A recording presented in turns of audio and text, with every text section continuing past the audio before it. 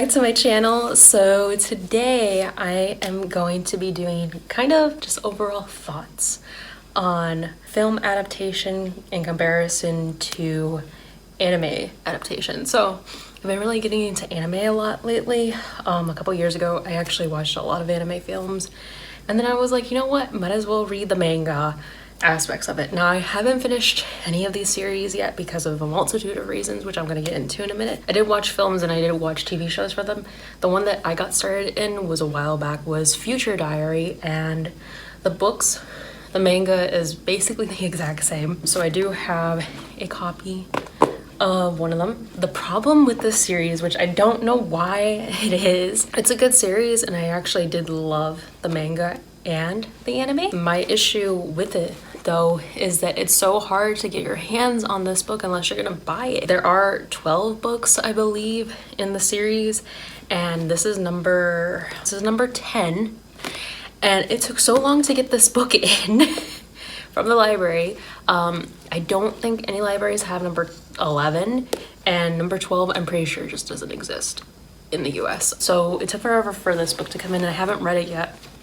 I don't know if I'm ever going to be able to finish the series unless I end up buying the whole thing, which I really don't want to because it's followed the lines. The anime did a really well job. It's basically a carbon copy of this. So I don't really think I'm going to finish this book series. I think this is the last book that I'm going to read, which I'm going to read probably today or this weekend. I feel like I can give a well thought out review about this. If you've never heard of Future Diary, it's basically about this boy named Yuki, and he is like an ordinary guy. He's kind of very self-centered and very weak. He gets thrown into this basically like Hunger Games type scenario, but it's the world is ending, and this character named Deus Ex Machina, he is the creator of the world and he is dying.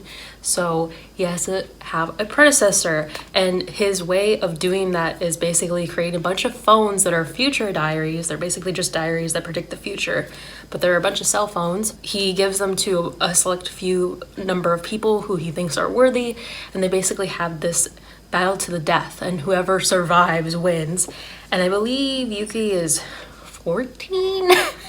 So they're really, really young, and I thought the Hunger Games was kind of brutal.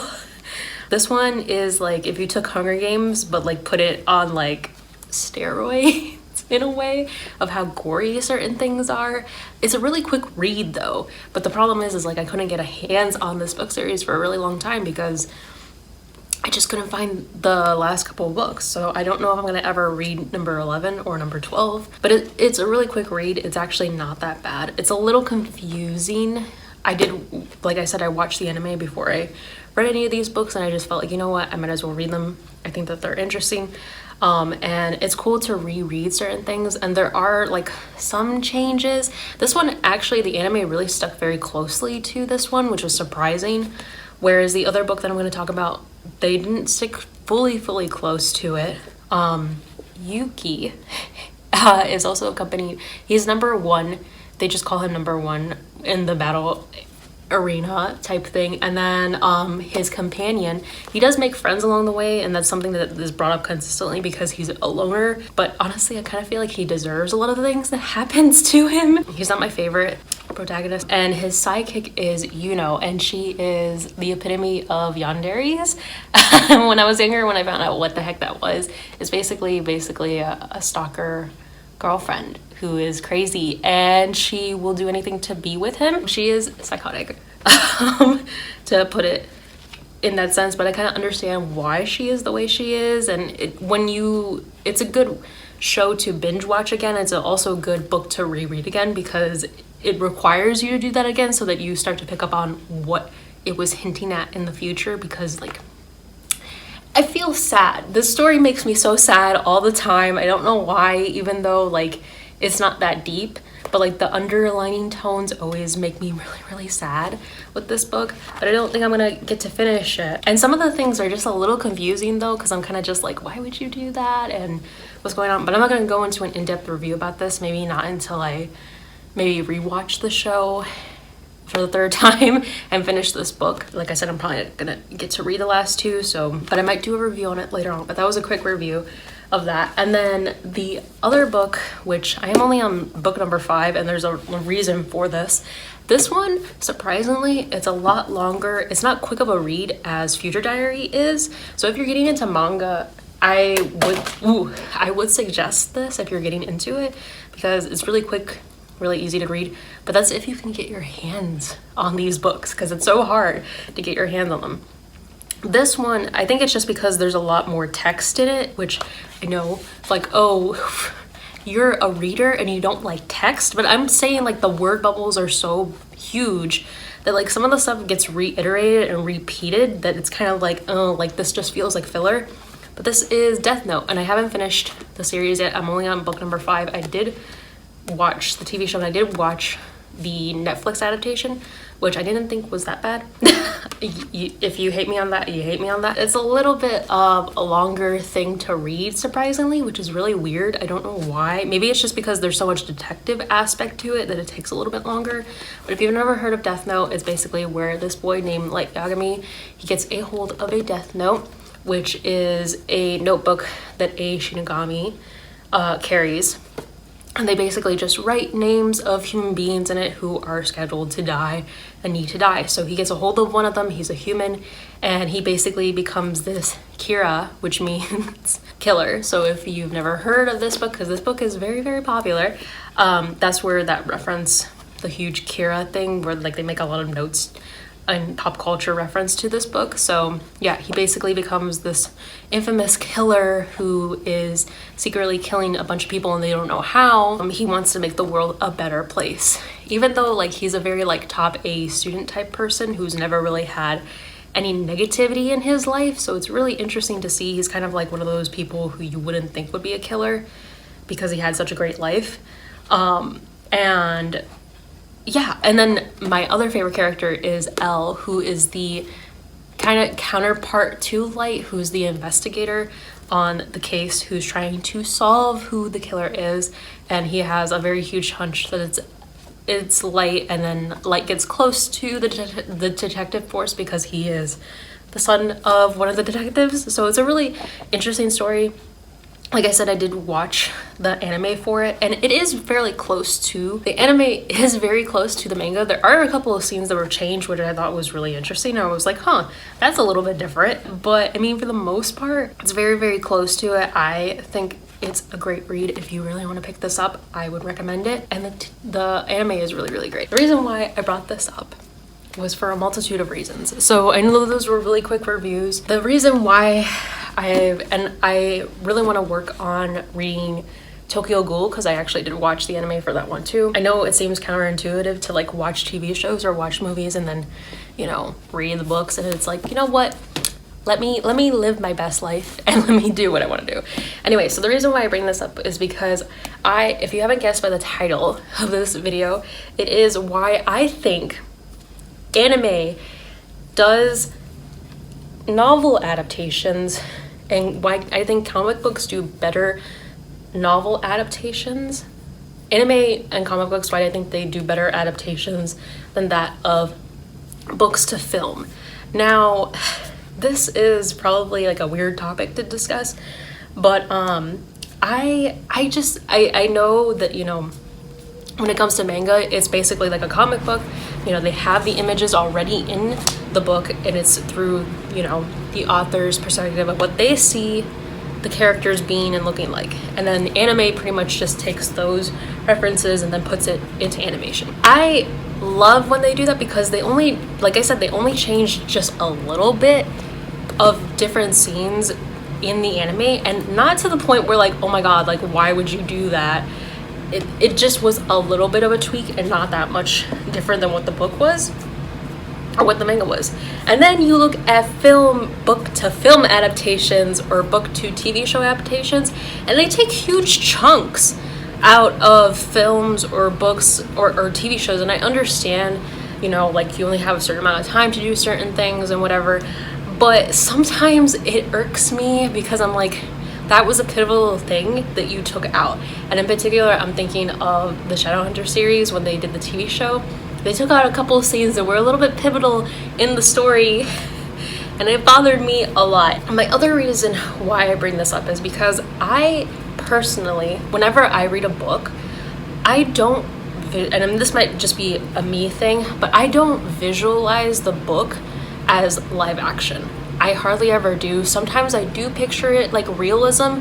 If it's a contemporary book, if it's a romance book, like if it's based in real life settings, sometimes I will do that. But more often than not, I visualize it as a cartoon, or a cartoon mixed with some realistic features. And I'm not talking about like, oh, like the story itself. I'm talking about like when I visualize it in my brain while I'm reading it. I don't know if that's just a me thing because I'm an artist and I tend to like to draw cartoons, and I like cartoons in general, and like don't say that, oh, cartoons are just for children. Like, we all know that we secretly watch cartoons every once in a while, okay? I miss watching old school cartoons when I was younger, and I wish that there were cooler cartoons nowadays for adults instead of like the whole like swearing and cussing thing, because sometimes that stuff gets really old. And for me, I'm like, I visualize reading. When I read, a lot of times I visualize them as cartoons. I've always wondered what it would be like if they did make a like famous like YA or popular book into just a cartoon rather than a live action, because sometimes when you look at live action films, a lot of fandoms get mad like, oh, they don't have the right eye color, or they're not tall enough, or they don't have the right hairstyle, or this is not how I visualize this character to look or act, you know. And sometimes they do get it really right, and like this is a running joke between me and my friends, especially between me and my friends, where I'm like, why is it that whenever they do a film or a book adaptation, why is it that they always get the side characters right, but they never get the main characters right? And I'm like thinking of like Finnick, Caesar, Katniss's hairdresser, I can't remember what his name is. In the Shadowhunter series, they always get Simon correct. They always get Alex correct. They get Isabel correct. But they never get the main characters correct, and I don't understand. I never really liked the main characters too much. Like in Divergent, they got Peter on the fucking nail. I'm sorry to that actor, but I really don't like him, but he played a really freaking good Peter.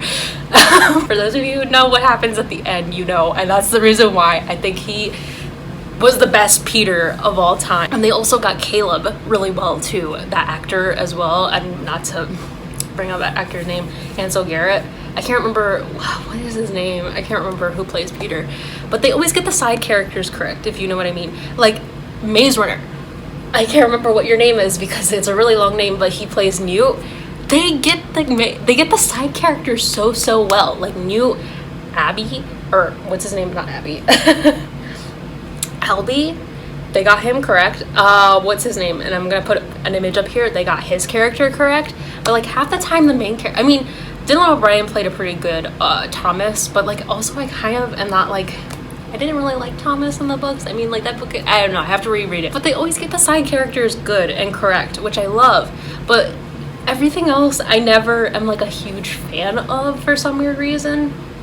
The only book adaptation that I've ever fully loved were, I think it was 2 of them that I really liked, maybe 3. But these 3 are more like based in reality rather than fiction. So like Me Before You was more based in reality. Both those actors played really good characters. I think that they did a really great job with them. Also, what is it called? Book Thief? Really great actors played really great characters, also based in reality.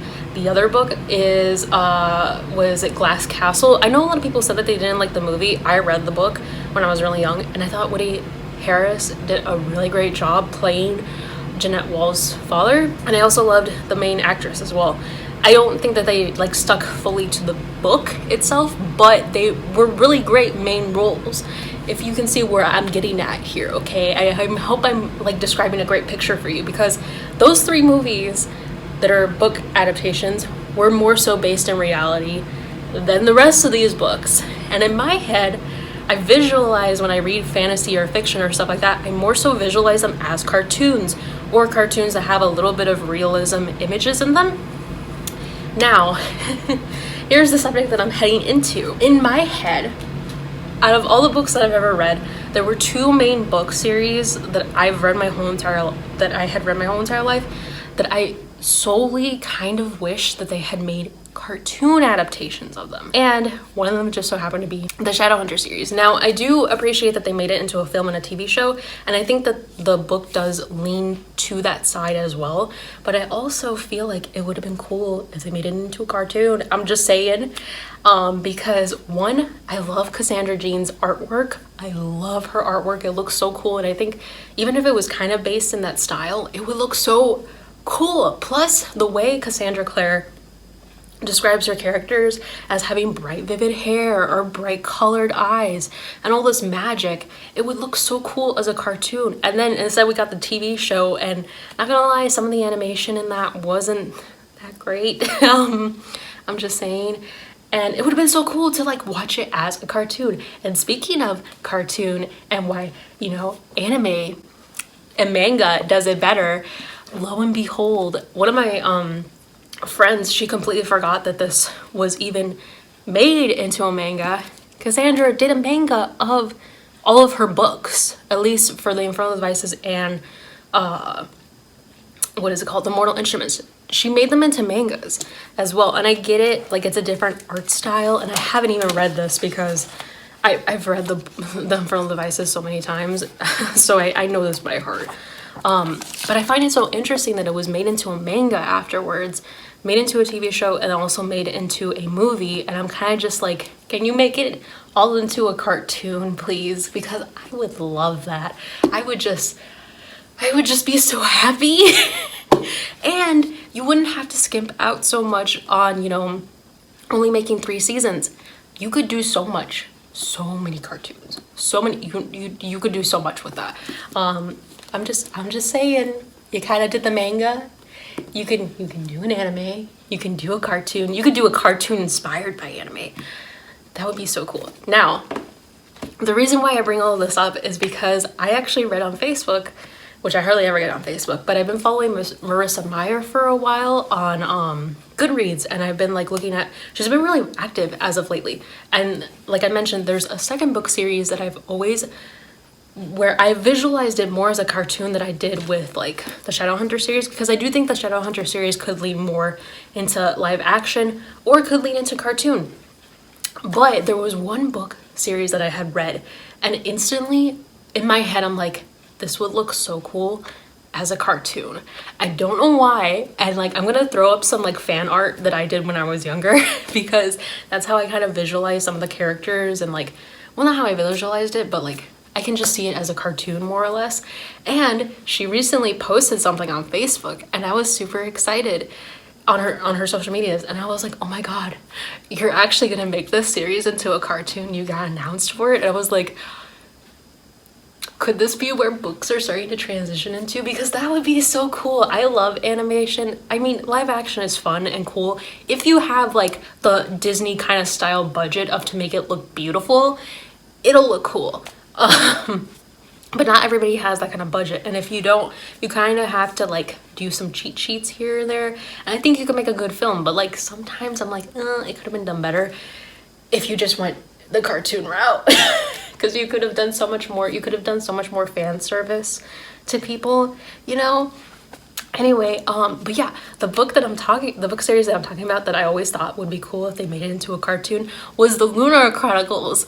I had always imagined it being a cartoon in my head when I first read it. I was like, wow, I can really visualize this more as a cartoon than a live action. And then she announced that she got an offer for that, and I was just like, what? That is so cool and so different, because a lot of YA and young novels don't always get adapted into cartoons unless it's like a picture book or like a really old school like Aesop's Fable or something like that. Then yeah, they do get adapted into cartoons or live action, but it was kind of weird and different that a YA novel would get transitioned into a cartoon. And I was just like, finally, after so many years of me wanting this, is it gonna really happen? Especially with Lunar Chronicles, because that one just like lends itself to cartoonism so much.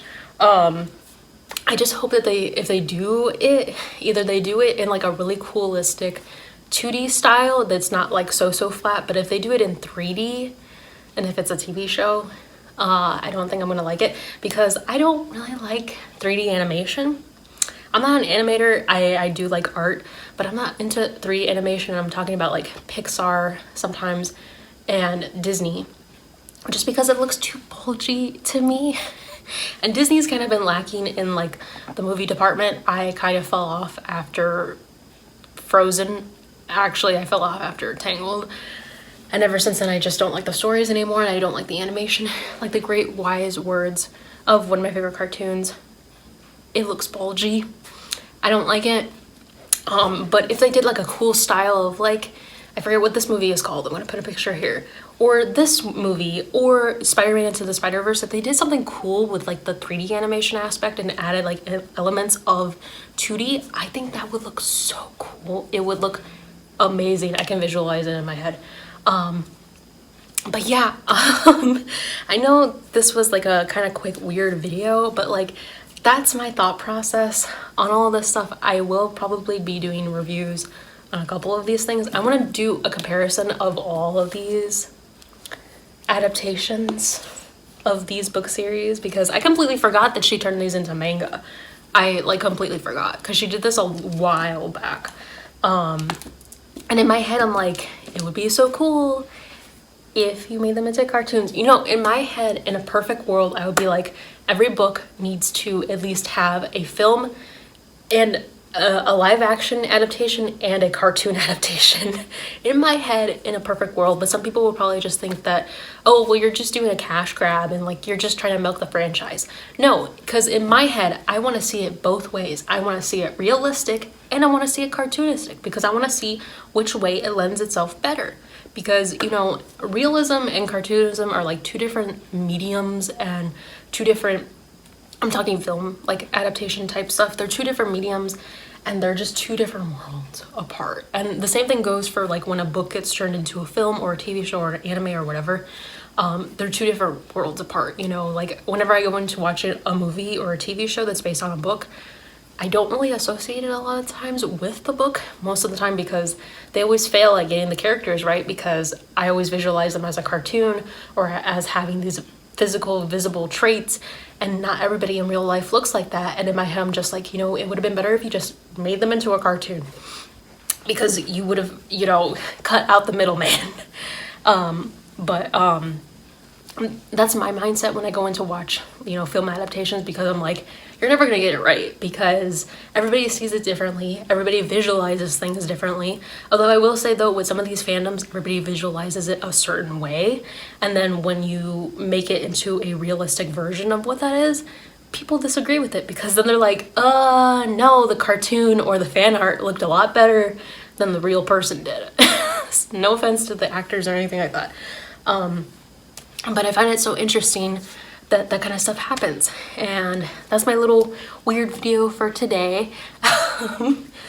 I'm trying to think if there's anything else I wanted to talk about. I am going to probably be doing reviews about these. Right now I'm working on one book to finish that, and I'm trying to also do artwork on the side as well because I want to start doing like concept arts.